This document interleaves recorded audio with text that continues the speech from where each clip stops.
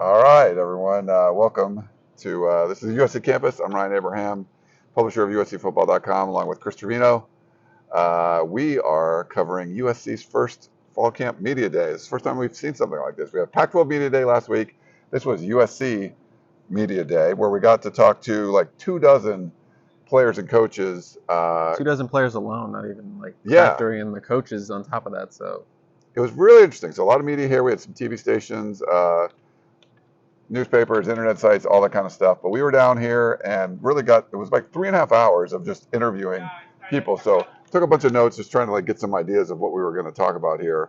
Hopefully you guys can hear us okay. Let us know in the chat. We're doing this live on YouTube. We got new little lav mics that are kind of new. So hopefully the sound is coming through okay. But we were in a little room over in Heritage Hall where, I don't know, between like 3 and 7 players and coaches at a time would come into the room, give us an all opportunity to talk with them and interview them and stuff. So it was kind of interesting. Overall, we got Lincoln Riley came up to the podium. Well, there wasn't really a podium, but in the very beginning, we kind of got to hear from him first. We heard from him in Pac-12 Media Day, so he was just sort of introducing everything. just kicking off the event, setting the tone. Wasn't time to do Q&A. We're just making some statements. We will talk to him tomorrow for the first day of a fall practice, bright and early. But yeah, this was just him kind of just saying thank you for coming out, giving some updates. There was some newsy stuff at the top, but just welcoming us for the first annual media day, something they said they talked about doing a couple months ago. Yeah, so 7 a.m. tomorrow is the first fall camp practice. We will be there. It's not open to general public, but we get to watch the first 20 minutes or so and then do interviews after as well. Only Lincoln Riley interviews, but yeah, some of the newsy stuff. Only Carson Talarucci was the only guy that was limited, I guess, going into fall camp, the Utah linebacker transfer. Yeah, I mean that's obviously great sign that only like one guy that's pretty banged up in terms of that will have a little bit of a limitation, but that also opens the door for the Zion Branch question because Yeah. with the top 50 signee, Zion Branch, 4-star, borderline 5-star in some rankings, suffered an injury during summer PRPs, and they put out a statement about that, and there was some talk about is it an ACL, is he done for the year? But they haven't really come out and said that straight up. And even in the media guide, it says Zion Branch will miss fall camp. But, Lincoln Riley, as he said today, Carson is the only real one that's going to be limited. So first day of spring, first day of fall, we're going to be able to see, does Zion Branch come out of the tunnel? Does he do the warm-ups? Yeah. That's going to be a fun thing to watch.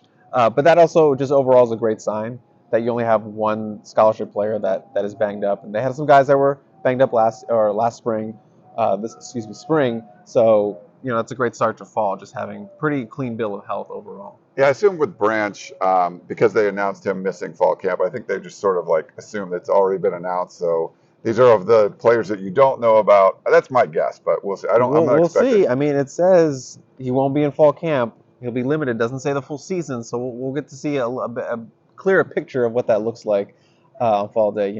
It's first day of fall. So many surprises. Get to see who's in pads, or not in pads, but who's out there, who's clean, and who's all that stuff. Yeah, and we also know Atticus Bertram, who we talked to Lincoln Riley about at Pac-12 Media Day, the punter from Australia. He's not going to make it this year, so they said he has a plan for what the punting situation would be, but they haven't told us what the plan was. I can reveal live on the show. Me, a former punter, will be the backup plan. No, yeah, that's interesting. Maybe there's a transfer they're trying to get in the works. See how that goes, but they could use some punting help. They only have 2 punters. Both of them are preferred walk-ons. One is a former 5-star kicking prospect in Garth White, 6'4", 200 pounds, JUCO out of Ventura. They signed him after spring, so they only have 2 punters though on the roster. So it's going to be interesting to see how they work through that, and we'll have probably more information on that as fall goes through. Yeah, it's weird that we're doing this. Not weird we're doing that video. We do these instant analysis videos. We'll keep doing these, probably this kind of format after practices and stuff too. But we're going to have a ton of videos. So if you're watching this on our YouTube channel, thank you, subscribe, hit the little like button there. That's awesome. I don't know how many, but I think I have 20-something videos just myself, and you have some too. So we're going to have a whole bunch of videos going up, all the interviews that we did from Media Day. But we wanted to give you an overview of kind of what we saw. The biggest draw was Jordan Addison wearing the number 3. Carson Palmer's number 3. Chris was in there on that scrum. That was a big one.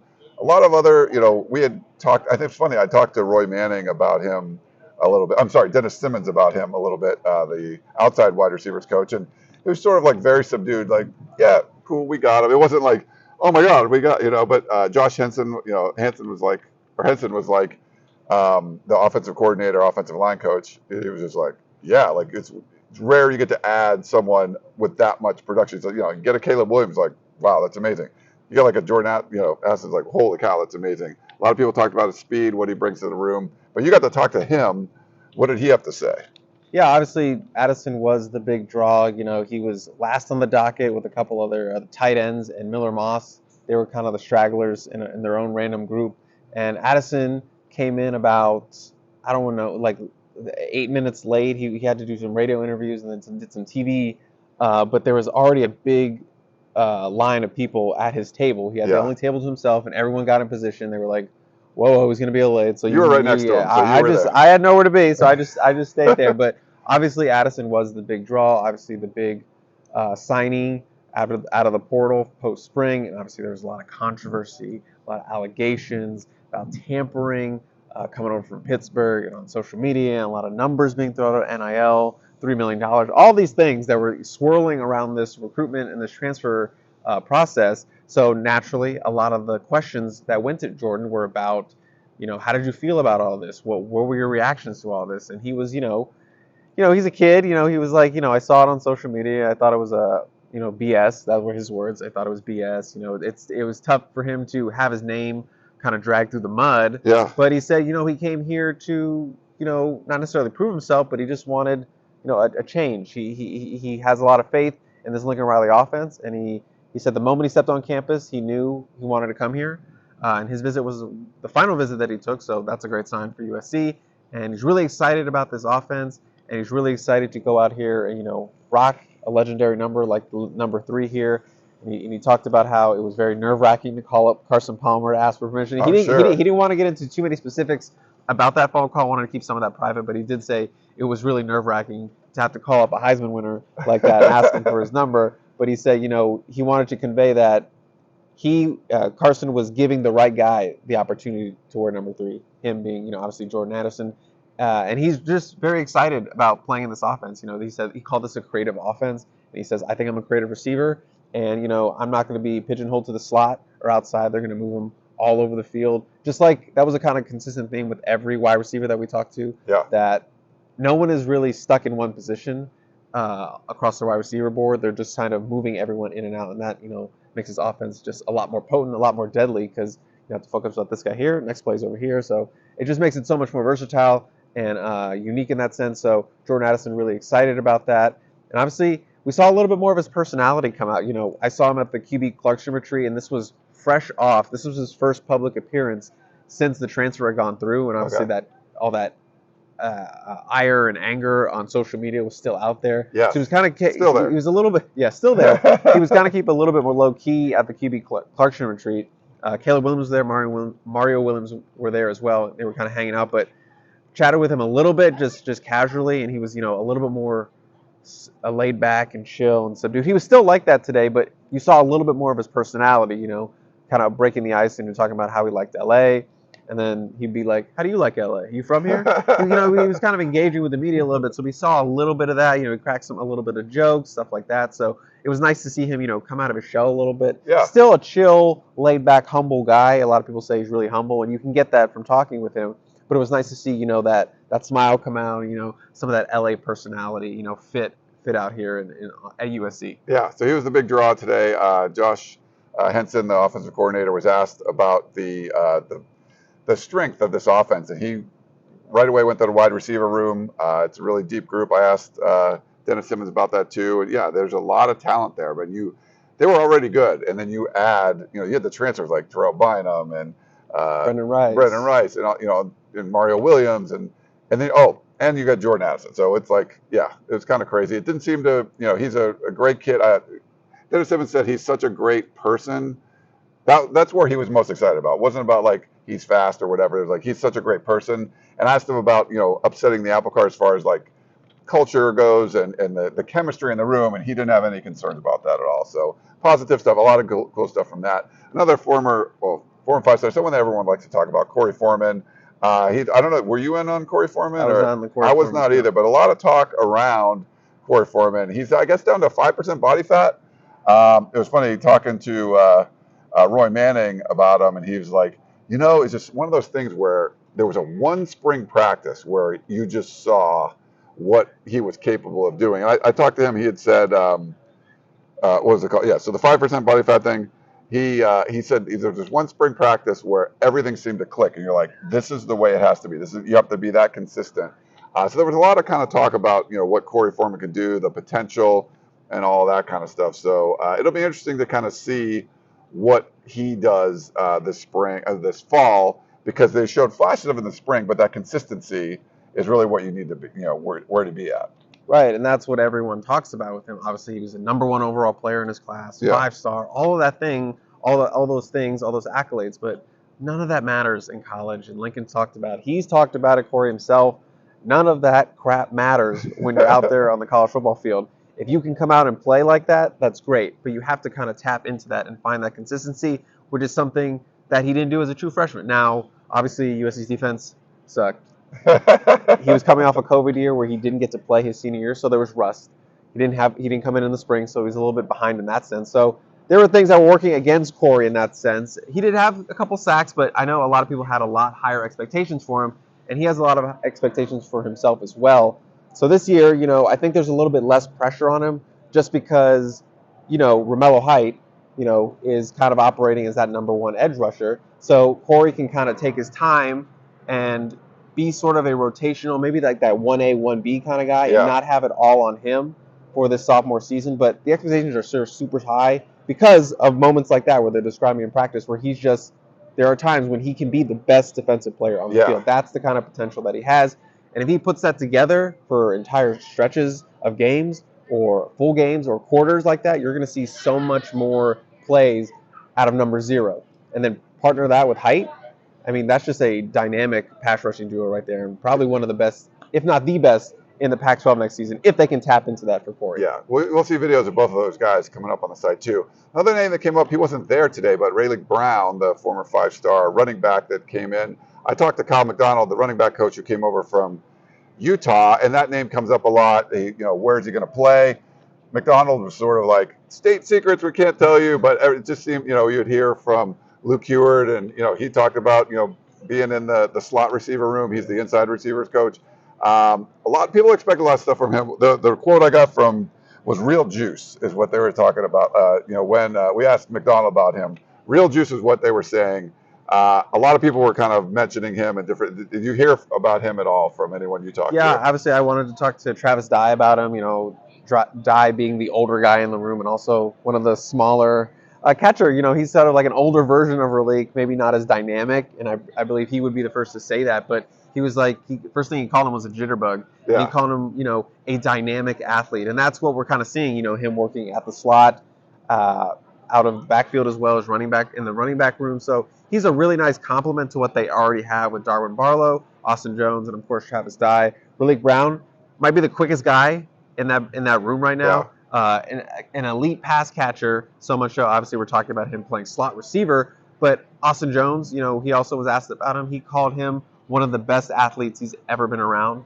So, wow. Malik Brown making a lot of noise with these older veterans, and Austin Jones was also asked, do you think he can have an impact this season? And he was like, yeah, I think if he gets on the field and he's able to get some opportunities, I think he's going to make the most of those. And I think he can help us this season, whether that's special teams or on offense. It's going to be tough just because they have 3 veteran guys between Austin, Darwin, and Travis Dye, but you never know. And if he's a special talent, you got to find ways to get him on the field.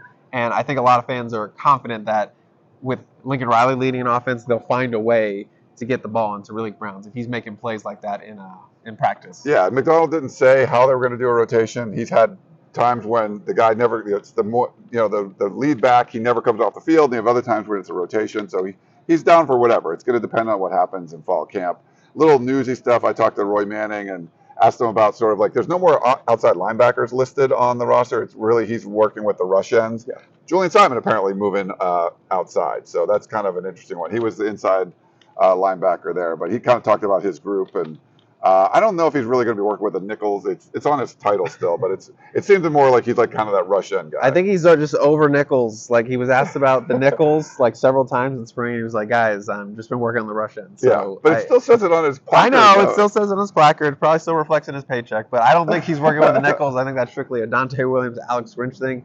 Seems like all his focus has been on those rush ends, and moving Simon over is kind of an interesting move. Just because they were getting a freshman there, Devin Tompkins, the 6'6", 240-pound NorCal guy, who was really raw, probably wasn't going to help this season, but a developmental guy. But to move over Julian, that's interesting because Julian isn't as, tall as those guys. He's not as long as those guys, but he is an athlete. He was a guy who was recruited to play running back and tight end by some schools. So he has the athleticism to play on the edge, but I'm just curious to see how that's going to work in terms of his length because those tend to be longer guys. Romello, 6'3", 6'5", Corey 6'4", Tompkins 6'6". So it's gonna be interesting to see how that meshes, and maybe Julian, that's where he finds his home. He was playing Mike backer, so that's going to open up some depth there. Tuasivi Nomura was, I would say, the number 2 guy behind Shane Lee at that point, and then maybe Carson when he's back. I figured that he would maybe play in that Mike back spot or that Mike back spot. So. When he's healthy, he might be the guy there at that number 3 spot now. So it's interesting to see where they shift those linebackers. Going back, I'm kind of bouncing all over the place because we talked to a whole bunch of people. We might miss some stuff, but there was over 30 people we all talked to, and some of us weren't in other things, but we're just trying to give you the best complete picture of what we saw and we heard there today. But Josh Henson was talking about the offensive line, and one of the things he did when he was for Gary Pinkel when he was at Missouri. They had a veteran group of offensive linemen like they have right now, but they also had these young, promising guys.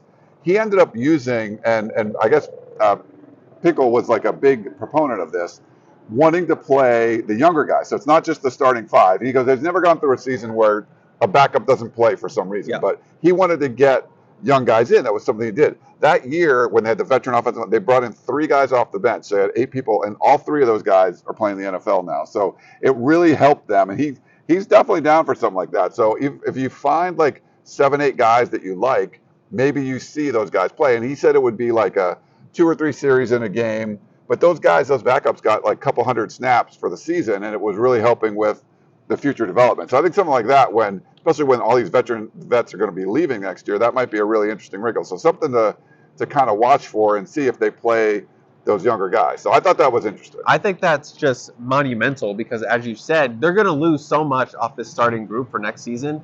You need to develop some guys because everyone now in your backup has 0 to maybe 1 game of experience. Yeah. So you need to get those guys in. I know that was a big complaint among USC fans in the Clay Helton era, is where they weren't able to get their backups in for games because they weren't blowing out teams and they rarely got garbage minutes to get some guys to feel the game. So USC's been terrible at that. Backup quarterbacks, backup anybody. Receivers, but if you're a backup, you were not getting in at all. So I think it's critical that they do get some of those guys. Gino Quinones, Andrew Malik. He mentioned them. Yeah, he mentioned those guys by Cooper name. Lovelace, a JUCO guy who needs some time, but just that would be so huge just to get him some reps. And it kind of reminds me of what Clay McGuire was doing last year when he was rotating in, a guy like Justin Dedich early in the season. And that helped him in his development, being able to start the last 4 games of the season at guard. So I think that's a great plan, and I think that's something they really need this season, knowing that they don't have a lot of experience behind those top 6 guys. A lot of the talk was about transfers, and we'll get into some NIL stuff, but just assembling this roster, which is very, it's very different. And the chemistry that they built in the spring, it seems legitimate. Dennis Simmons had one of the better quotes that I saw. He kind of called, with the building of this roster, Lincoln Riley said most unique in college football history. He called it like an arranged marriage. So essentially, like you're coming in, like you're getting married. Like this, you got, you bring in this guy from here, this coach from over here.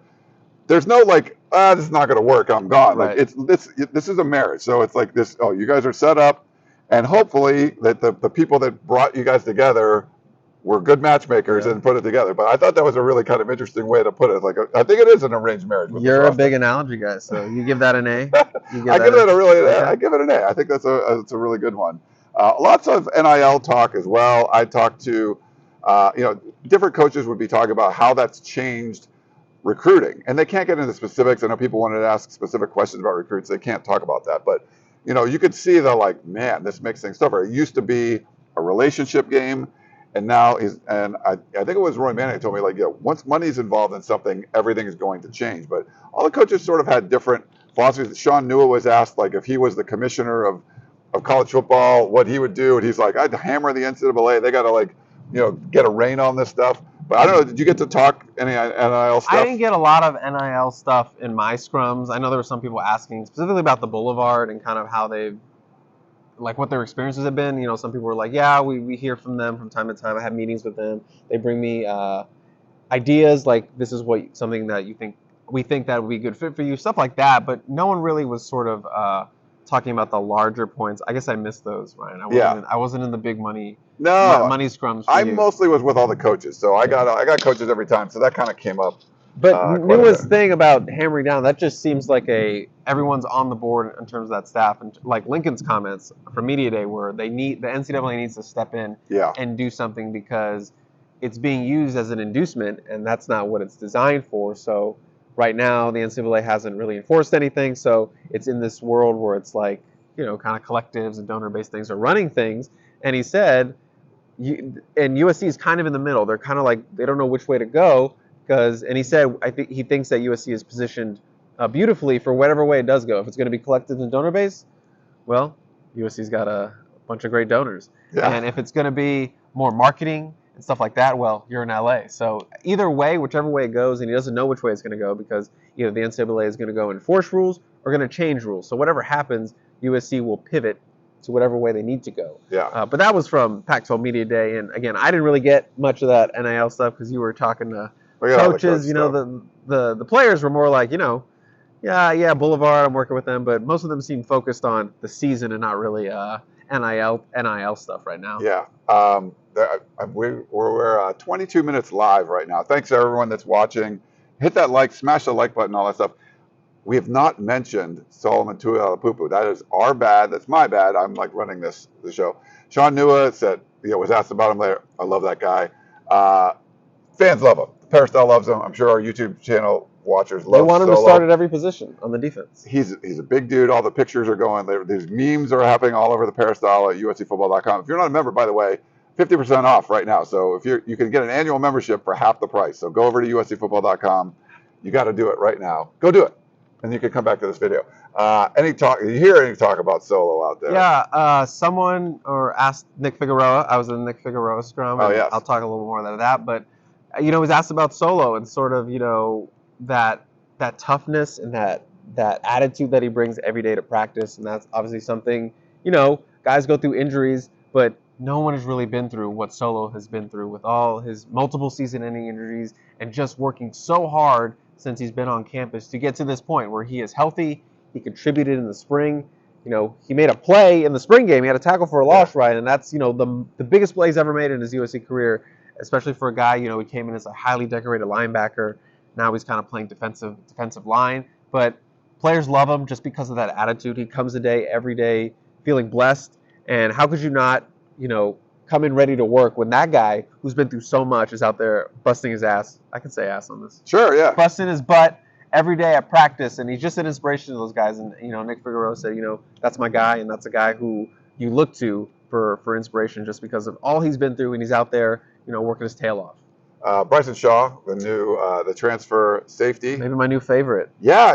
So what was going on? I didn't get anything from him except that you said he's great with the media. Yeah, I was in the corner with him. A Maryland guy. Shout out to Maryland, as you know. Oh, that's why. Jeez. Yeah. So I let him know, like, hey, I'm from Maryland too, and we kind of bonded over that. But just an incredible, well-spoken young man, and just like very personable, and just gave such great quotes. He's gonna be a great guy to talk to after practice and stuff. But he's rocking the number 27, which was Kalen Bullock's old number, and he kind of made a joke about how, there's so many, highly esteemed numbers that it's hard to pick one because, there's so many legends that have played here at USC, so a lot of them are taken or whatnot, or some of them are held in this high stature that you can't really weld them without being blessed them. So that was a joke he made, but, he talked about the process in terms of, he thought he had 3 really good years at Ohio State. Played 700 snaps last season for the Buckeyes in that Rose Bowl winning team. But he felt like he wanted to change. And obviously he has a connection with Alex Grinch. Grinch recruited him to Ohio State, so he felt, that connection to him, and he likes this defense. He likes that it frees them up to do a lot of different things.